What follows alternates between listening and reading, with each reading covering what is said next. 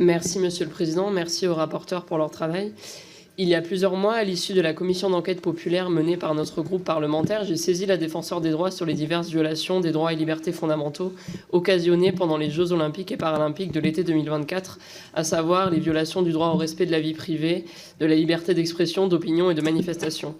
La Défenseure des droits mène depuis une enquête pour laquelle elle n'a pas encore rendu ses conclusions. Le 4 mars dernier, 3 rapporteurs spéciaux des Nations Unies ont jugé les mesures de sécurité déployées pendant les JO parfois disproportionnées, voire illégales, suite à un examen indépendant et impartial. M. Retailleau n'a pas daigné leur répondre.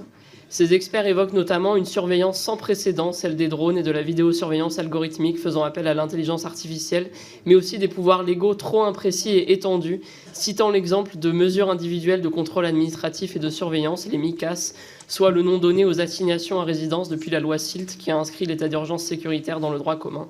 Votre rapport ne mentionne même pas ces travaux onusiens. Comme il ne mentionne pas que 3 jours avant l'ouverture des JO, Le Monde rapportait l'histoire d'un travailleur de l'aéroport d'Orly ciblé par une MICAS arbitraire. Parce qu'il avait été abusivement arrêté, puis en 2022, avant d'être relâché, la préfecture lui a interdit l'accès à l'aéroport et lui a infligé une perquisition brutale à 6 h du matin.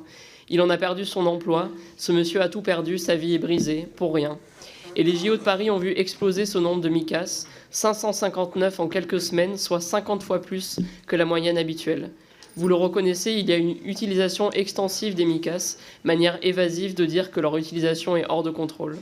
Le rapport ne mentionne pas non plus les gardes à vue arbitraires de militants écologistes, le nettoyage social à coups d'expulsion massive documenté par le collectif Le Revers de la Médaille qui chiffre à 20 000 le nombre de personnes expulsées pour les JO, le caractère inutile de la vidéosurveillance algorithmique malgré tout prolongée par la loi Sûreté dans les transports. Notre groupe se joint par conséquent à l'ONU qui, je cite, « exhorte la France à mener un examen indépendant et impartial des mesures de sécurité mises en œuvre pendant les JO, à identifier et à remédier à tout abus des pouvoirs de sécurité et à tirer des enseignements pour la France et d'autres pays sur la manière de sécuriser les futurs événements publics majeurs, notamment pour les futurs JO d'hiver de 2030 dans les Alpes, qui seront à la fois un désastre écologique à n'en pas douter et un nouveau laboratoire du pire. » Merci.